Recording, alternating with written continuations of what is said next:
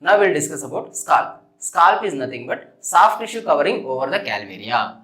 This is calvaria. Over the calvaria, soft tissue is covering. That soft tissue what we are calling scalp.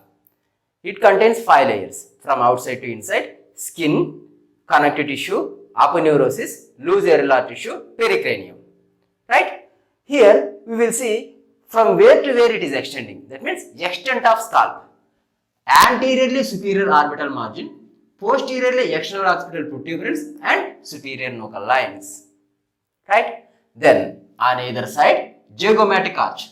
Some authors restricts the scalp up to the superior temporal line only. Up to the superior temporal line only, they restrict the scalp. Then what about area which is present below the temporal lines? This area, what you are calling temporal region. The only difference between the scalp and temporal region is there will be 2 extra layers. After epicranial aponeurosis or aponeurosis, there will be fascia covering the temporalis muscle and temporalis muscle. Right? These 2 layers will be extra. Remaining all layers will be similar. Clear? After aponeurosis, we have to add fascia which is covering the temporalis and temporalis muscle. Clear? So, this is the extent of scalp. Now, we will see what are the different layers and what are those features. Right? See, S, C, A, L, P. Scalp. Right? So, S stands for what? Skin. S stands for skin. Then C stands for connective tissue or closely packed subcutaneous fibrofatty connective tissue. Right? So this is connective tissue. Then A stands for aponeurosis. Aponeurosis. L stands for loose connective tissue. Loose connective tissue. Then P stands for pericranium. Pericranium is nothing but periosteum of the calvaria. So, pericranium. These are the 5 layers.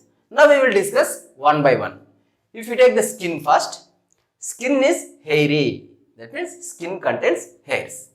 And it contains more amount of sebaceous glands. If there is any block to the necks of the sebaceous glands, which leads to formation of cyst. Right? So, those cysts what we are calling sebaceous cysts. Those sebaceous cysts are more common in case of scalp because huge amount of hairs are there. In association with hair follicles, there will be huge amount of sebaceous glands also. That's what sebaceous cysts are common in scalp. Right? Here, to show the different layers, I am taking the coronal section at this level. Actually, here there will be 2 foramens in the parietal bone. Those foramens what we are calling parietal foramina. Right? I wanted to show you the emissary veins. That's what I am taking the section at that level. Because through the parietal foraminae, emissary veins are emerging. That's what I am taking the section at this level. So, if you take at that level, what is the first layer? First layer is skin. So, this is skin. Right? As we discussed earlier, skin contains hairs. Next to the skin, what is the next layer?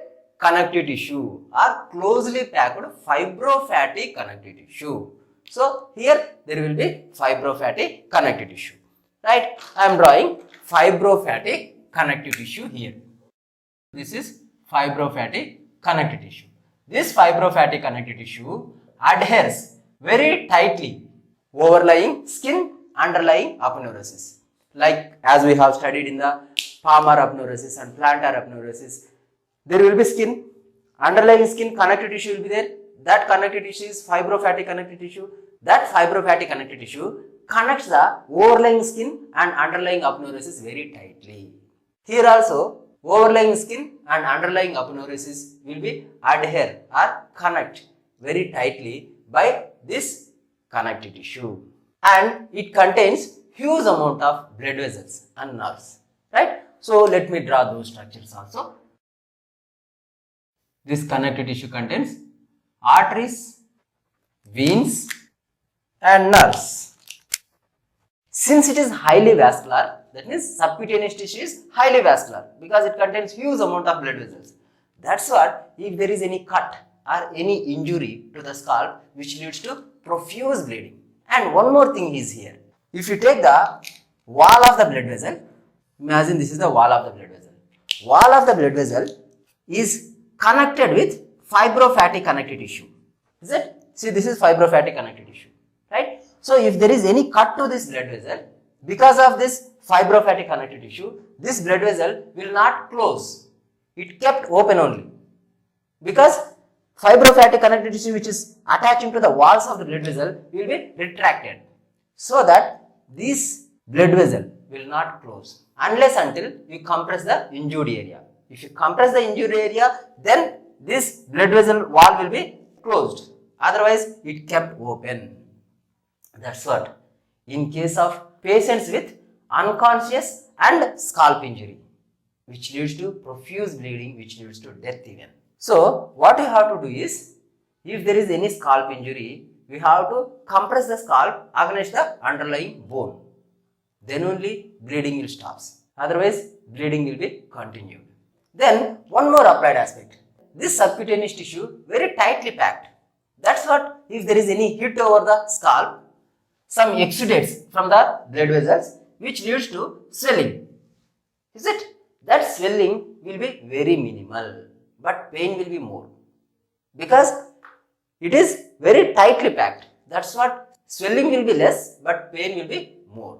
This is about subcutaneous tissue or closely packed fibrofatty connective tissue, right? Then next to the fibrofatty connective tissue, there will be epicranial aponeurosis or Galea aponeurotica. What is this layer? Epicranial aponeurosis or Galea aponeurotica. This Galea aponeurotica made up of aponeurosis of frontalis muscle and aponeurosis of occipitalis muscle. These two muscles unitedly what we are calling fronto-occipitalis or occipitofrontalis, right? So, this occipitofrontalis having occipital pelvis and frontal pelvis. Now, we will see how this muscle is. Imagine here, this is superior orbital margin. So, this is superior orbital margin. Here, external occipital protuberance and superior nuchal line. Here, there will be superciliary arch, and over the superciliary arch we can find the eyebrows. Is it or not? So, frontalis muscle taking origin from the skin of eyebrows. So, it is taking origin from the skin of eyebrows, right? Then, it extends up to the front of the coronal suture, right? From there, it is going to become aponeurosis, right? So, this is aponeurosis. What I am trying to say is, frontal belly of occipitofrontalis will not take origin from the bone. It takes origin from the skin of eyebrows. From there, it goes upwards. When it reaches to the coronal suture, this is coronal suture. Just before the coronal suture, it is becoming the aponeurosis. If you take another one, this is external occipital protuberance. On either side of the external occipital protuberance, there will be lines will be there. What is that line? Superior nuchal line, right? If you divide the superior nuchal line into medial 1/3 and lateral 2/3, this lateral 2/3 of superior nuchal line will be giving attachment to the another belly of occipitofrontalis. That belly is occipital belly. This occipital belly is narrow if you compare with frontal belly. Here, this occipital belly also is going to become aponeurosis here. So, totally this muscle what we are calling occipitofrontalis, right? So, aponeurosis of these muscles are going to become one layer of scalp. This layer of scalp what we are calling Galea aponeurotica or epicranial aponeurosis or aponeurosis of fronto-occipitalis or occipitofrontalis. So, this is Galea aponeurotica. What is the literal meaning of Galea? Galea is nothing but helmet. It covers the calvaria like helmet. That's what this layer, what we are calling Galea aponeurotica. Orientation of frontalis origin is important here, because when you are studying about the applied aspect of black eye, you should know frontalis muscle is not taking origin from the bone. Then only you can able to understand how blood will be gravitated into the upper eyelid. Here one applied aspect we have to discuss. If there is sagittal cut to the epicranial aponeurosis, imagine this is the cut. This is sagittal cut. Cut is in this manner, right? Because of the contraction of frontalis muscle and contraction of the occipitalis muscle, there will be tension within the aponeurosis. That means there will be creation of tension because of the contraction of these two muscles. So that even though there is cut here, this cut will not form a gap. But if there is injury like this, that means right angle to the fibers of aponeurosis, that time there will be creation of tension from the occipitalis and creation of tension from the frontalis, which leads to gap, of the scalp. So here formation of gap, right? So if there is sagittal cut, there is no formation of gap. If there is transverse cut over the aponeurosis, which leads to gap. This is about occipitofrontalis or epicranial aponeurosis. This is skin, this is subcutaneous tissue, and this is epicranial aponeurosis or Galea aponeurotica. Right? Now, we will discuss next layer, loose areolar tissue. What is this layer? Loose areolar tissue. This is loose areolar tissue. This loose areolar tissue contains emissary veins. These emissary veins connects the subcutaneous blood vessels and intracranial dural venous sinuses. That's what. If there is any infection in the scalp, through the emissary veins, it can reach us to the dural venous sinuses. Then, just below the loose areolar tissue, what will be there? After loose areolar tissue, pericranium. This is pericranium. Pericranium means what? Periosteum of calvaria. Periosteum of calvaria. Right? After pericranium, what will be there? There will be calvaria, that means bone. So, we have taken coronal section. Here, I have to draw two parietal bones and one sagittal suture. Is it? So, here I am drawing parietal bone, and this is one parietal bone. This is another parietal bone.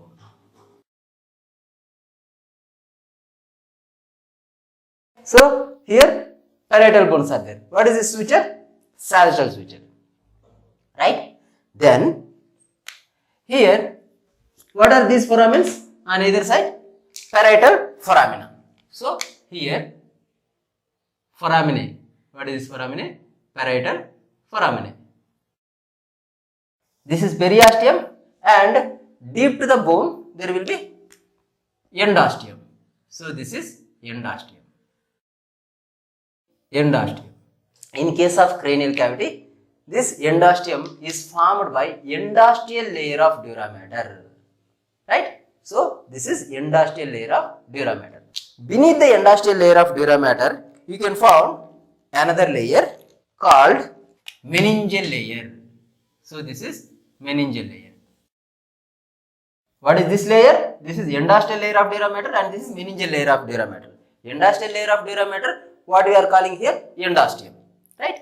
Actually, endosteal layer and the meningeal layer will be tightly adherent with each other, except some places. So, in some places, there will be formation of gap between the endosteal layer and meningeal layer. Those gaps are filled with venous blood. Those sinuses are those spaces what we are calling dural venous sinuses. In this region, in the mid-sagittal plane, you can find one sinus here. This sinus, what we are calling superior sagittal sinus. This superior sagittal sinus is present in the mid-sagittal plane. Right? So, I am drawing that sinus here. Superior sagittal sinus. Actually, this meningeal layer forms like fold, sickle shaped fold. This sickle shaped fold, what we are calling falx cerebri. So, here there is gap between the endosteal layer and meningeal layer. This gap contains venous blood.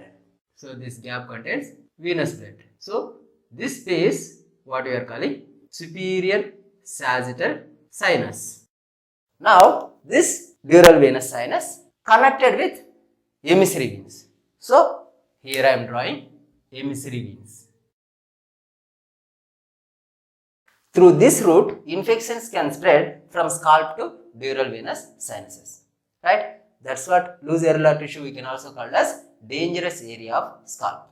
Right? Let me draw this side also. This is another emissary vein connecting the veins of scalp to the dural venous sinuses. Right? Then here one more thing we have to draw. This is periosteum, this is endosteum.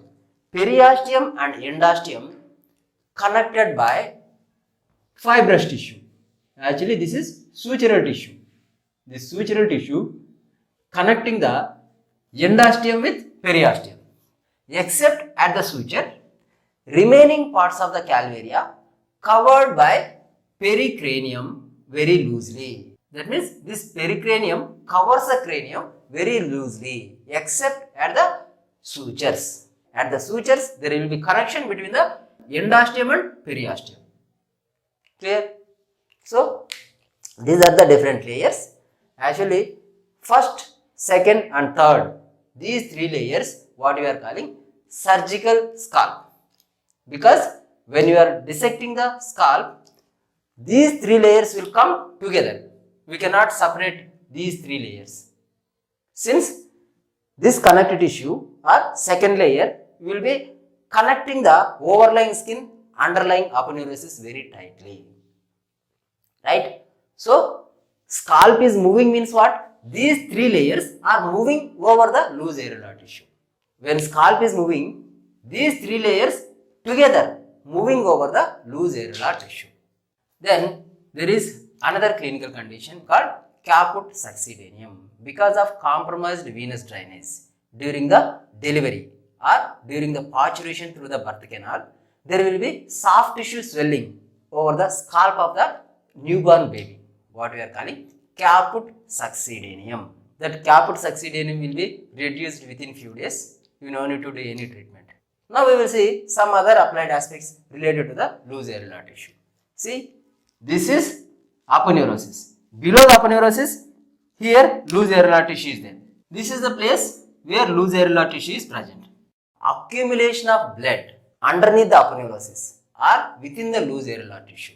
It can be drained or it can be trickled or it can be gravitated into the upper eyelid and orbit. Since this frontalis muscle doesn't have bony attachments, if there is any blood which is accumulated in the subcutaneous tissue, this blood can trickle or gravitate into the upper eyelid and the orbit. That's what there will be discoloration of eyelids. That condition, what we are calling black eye, that we can observe whenever the patient comes with a hit over the head. Accumulation of blood within the loose areolar tissue can be trickled or gravitated into the upper eyelid and orbit. Because of that, formation of black eye. In case of fracture of base of skull also, you can observe black eye along with battle sign. Battle sign is nothing but bruising over the mastoid process. And black eye because of accumulation of blood in the orbital cavity. That condition, what we are calling Recon's eye. What is that? Recon's eye. What I am trying to say is, if there is any accumulation of blood in the loose areolar tissue, that can be gravitated into the upper eyelid and orbit, which leads to black eye. But in case of fracture of base of skull also, that black eye you can observe. That black eye, what we are calling Recon's eye. Along with this Recon's eye, we can observe bruising over the mastoid process. That sign, what we are calling battle sign. Clear? But if you observe in the posterior aspect, blood which is present in the loose areolar tissue, it cannot be entered beyond the superior nuchal line because occipitalis muscle is attaching to the bone. That means it is attaching to the superior nuchal line, right? And in the medial aspect, there will be attachment of aponeurosis. If you see the occipitalis muscle from the behind, imagine this is superior nuchal line. Here external occipital protuberance, and this is superior nuchal line. Superior nuchal line will be divided into medial part and lateral part. Otherwise, medial 1/3 and lateral 2/3. From this lateral 2/3 only, muscle is taking origin. What about this medial 1/3 and external occipital protuberance? Here there will be attachment of epicranial aponeurosis. So, posteriorly, epicranial aponeurosis is attaching to the bone. That's what there is no gravitation or there is no draining of blood which is present within the loose areolar tissue posteriorly. It can only gravitate or trickle anteriorly since frontalis doesn't have any bony attachments. Then we will see one more applied aspect related to the loose areolar tissue. Imagine there is head injury, fracture of skull and tearing of periosteum and tearing of endosteum. Is it?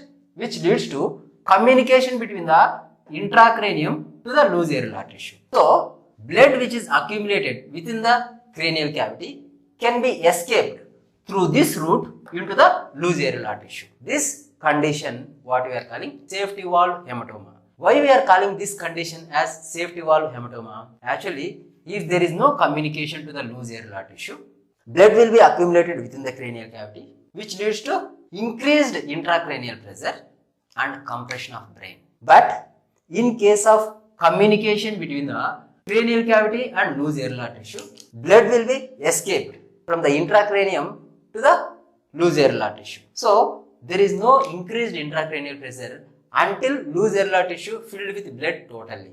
After that, of course, intracranial pressure will be increased. Till that time, it will be safe, right? So, that mechanism or that hematoma, what we are calling safety valve hematoma. Clear? Very simple. There is head injury, which leads to fracture of cranial vault, then tearing of periosteum, tearing of endosteum, which leads to escaping the blood from the intracranium to the loose areolar tissue. Is it? Which leads to safety valve hematoma. Why we are calling this as safety valve hematoma? If there is no communication from the intracranium to the extracranium, within the cranial cavity, accumulation of blood, which leads to increased intracranial pressure, which leads to compression of brain.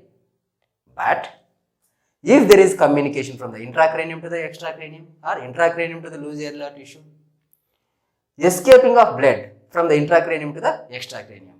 So, until unless loose areolar tissue filled with blood totally, intracranial pressure will not be increased because blood which is accumulating within the cranial cavity is escaping through this valve or through this gap into the loose areolar tissue, so that intracranial pressure will not increase suddenly.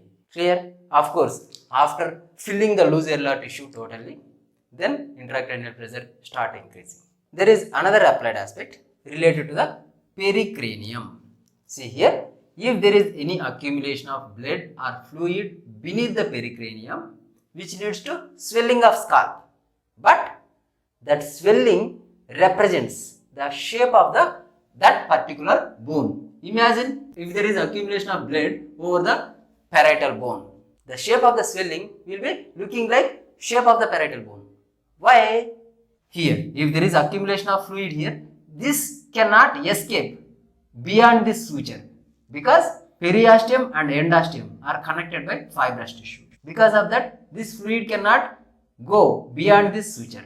That's what fluid will be accumulated over that particular bone only. So, that condition, what we are calling cephalohematoma. What is it? Cephalohematoma.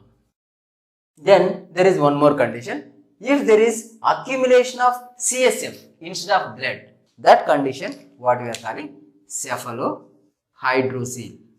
Cephalohydrocele. Then we have already discussed that scalp is highly vascular. Because of that, when you are doing surgery, if you take small piece of scalp, you no need to throw out. That avulsed portion you can keep it in the same position, and if you suture, it will heal since it is having huge blood supply.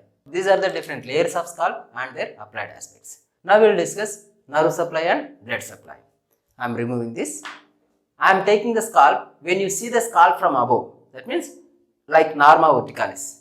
See here, this is here your nose, here ears. Now we will see what are the different nerves which are supplying to the scalp. Here one nerve which is emerging out from the medial angle of eye. So this nerve, what we are calling supratrochlear. So this nerve is supratrochlear. Then next lateral to it, there will be supraorbital. This is supraorbital, right? Then zygomatico-temporal. This is zygomatico-temporal branch, right? Then here there will be motor branch. This is not sensory. There will be motor branch. That motor branch is here. This is motor branch. This motor branch is temporal branch of facial nerve. Temporal branch of facial nerve.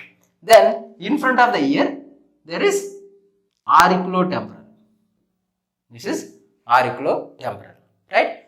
In front of the ear, 5 nerves are there. Supratrochlear, supraorbital. Of course, these two are the branches from the ophthalmic division of trigeminal nerve, right? Then this is zygomatico-temporal. This is branch from the maxillary division of trigeminal nerve. Then this is motor branch. It is supplying to the frontalis muscle or frontal belly of occipitofrontalis. Then just in front of the auricle, here there is nerve which is branched from the mandibular division of trigeminal nerve. So what is this nerve? This is auriculotemporal nerve. So these are the nerves which are present in front of the auricle.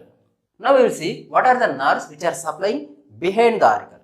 This is great auricular. What is this? Great auricular. It is not greater. It is great. Great auricular. Then next to the great auricular, there will be motor branch. This is the motor branch. This motor branch is from the facial nerve. Temporal branch from the facial nerve. This branch also from the facial nerve. So what is this branch? Posterior auricular branch from the facial nerve. So this is posterior auricular and this is temporal. These two are the motor. These two branches, if you observe carefully, second one from the auricle. This is first one and this is second. And if you come behind, this is first one and this is second one. Right? Second nerve from the auricle is motor. Remaining all are sensory. Then after great auricular, here lesser occipital. This is lesser occipital. Then greater occipital. Thickest cutaneous nerve. Greater occipital. Then third occipital. Right? It is posterior primary rami of third cervical nerve. Right? So these are the nerves. Very simple. Supratrochlear, supraorbital, zygomatico-temporal, then temporal branch of facial nerve, motor branch, then auriculotemporal. Behind great auricular, then motor branch. What is this? Posterior auricular branch from the facial nerve. Then lesser occipital, greater occipital, third occipital. These are the nerves which are supplying to the scalp. Very simple. Anterior to the auricle, 5. Posterior to the auricle, 5. In that 5, 1 is motor, remaining 4 are sensory. Now we will see blood vessels. Actually, blood vessels also 5 in number. See here, what is this? Supratrochlear nerve. Here, supratrochlear artery. This is supratrochlear artery. What is this nerve? Supraorbital nerve. So here, supraorbital artery. Then at this place there will be superficial temporal. What is this? This artery is superficial temporal. Superficial temporal artery. Behind the auricle, posterior auricular artery. Superficial temporal artery, anterior to the auricle, posterior to the auricle, posterior auricular artery. Then in the posterior aspect, occipital artery. these are the arteries which are supplying to the scalp. See, these two are the branches from the internal carotid artery. Supratrochlear, supraorbital. These are the branches from the internal carotid artery. Superficial temporal, posterior auricular and occipital. These are the branches from the external carotid artery. In the scalp, there will be free communication or anastomosis between the internal carotid artery and external carotid artery. And there may be anastomosis between the opposite blood vessels also. That means here supratrochlear, here supraorbital artery, and here superficial temporal artery, and here posterior auricular artery, and here this is occipital artery, right? So these arteries may anastomose with opposite side artery. So here internal carotid artery branches, external carotid artery branches are anastomosing with one another. This is about arterial supply. Then we will discuss about the venous drainage. For that we have to take the side view of the face. Here this is supratrochlear vein and this is supraorbital vein. These two veins united at the medial angle of eye and becomes angular vein. So this is angular vein.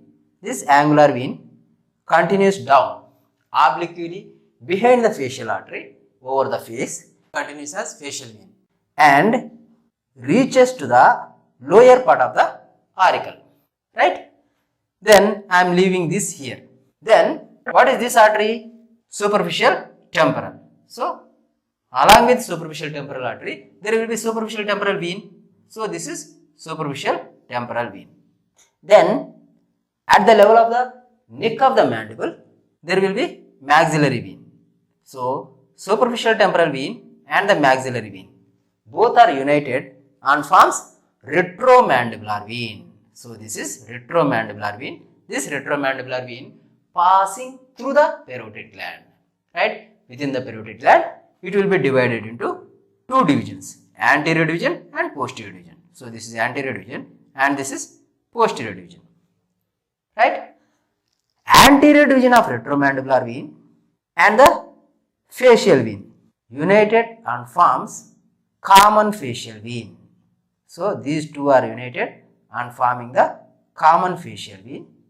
This common facial vein opening into internal jugular vein. Opening into internal jugular vein, right? Then if you take this one, what is this? Posterior auricular. So posterior auricular artery. Along with posterior auricular artery, posterior auricular vein will be present. So this is posterior auricular vein. Posterior auricular vein. And what is this? Posterior division of retromandibular vein. So posterior division of retromandibular vein and posterior auricular vein united and forms external jugular vein. This is external jugular vein. This external jugular vein opening into subclavian vein. It is opening into subclavian vein. Then what about this? Here occipital artery is there. Along with occipital artery, there should be occipital vein also. So here occipital vein. This occipital vein will be draining into one plexus which is present in the suboccipital region. That plexus what we are calling suboccipital venous plexus. So occipital vein opens into suboccipital venous plexus, right? So that is only about venous drainage. Very simple. If you can remember W, you can easily draw the diagram of venous drainage of scalp. Of course, venous drainage of face also almost same, right? Recollect. Supratrochlear, supraorbital united and forms the angular vein. It descends obliquely over the face, continues as facial vein, and united with the anterior division of retromandibular vein and forms the common facial vein. This common facial vein opens into internal jugular vein. Here superficial temporal vein, maxillary vein united and forms the retromandibular vein. This retromandibular vein will be divided into anterior division and posterior division. Anterior division united with facial vein and forms the common facial. Posterior division united with posterior auricular vein and forms external jugular. This external jugular opens into subclavian vein. This is occipital vein. Occipital vein opens into suboccipital venous plexus. Right? So this is venous drainage. Then, what is the lymphatic drainage? Anterior to the auricle, you can find some lymph nodes. These lymph nodes, what we are calling pre-auricular group of lymph nodes. Posterior to the auricle, post-auricular group of lymph nodes. This is only lymphatic drainage. And applied aspects I have discussed then and there only. But here, one applied aspect I have to discuss in relation with the nerves. See here, in front of the auricle, supratrochlear, supraorbital, zygomaticotemporal, auriculotemporal. These branches are from the trigeminal nerve. Here, great auricular, lesser occipital, greater occipital, third occipital. These are branches from the cervical nerves. There will be overlapping of dermatomes of trigeminal nerve and cervical nerves. Because of that, before surgery, when you are giving anesthesia, if you give local anesthesia, it will not be work out. Because there will be overlapping of dermatomes of trigeminal nerve and cervical nerves. That's what local anesthesia cannot anesthetize the scalp properly. That's what we have to go for general anesthesia. And another reason is dense fibrous connective tissue. This dense fibrous connective tissue will not allow the anesthetic substance to spread. So, for the surgeries of scalp, we have to give general anesthesia. So, this is about scalp. I hope you understood. That's it for this session.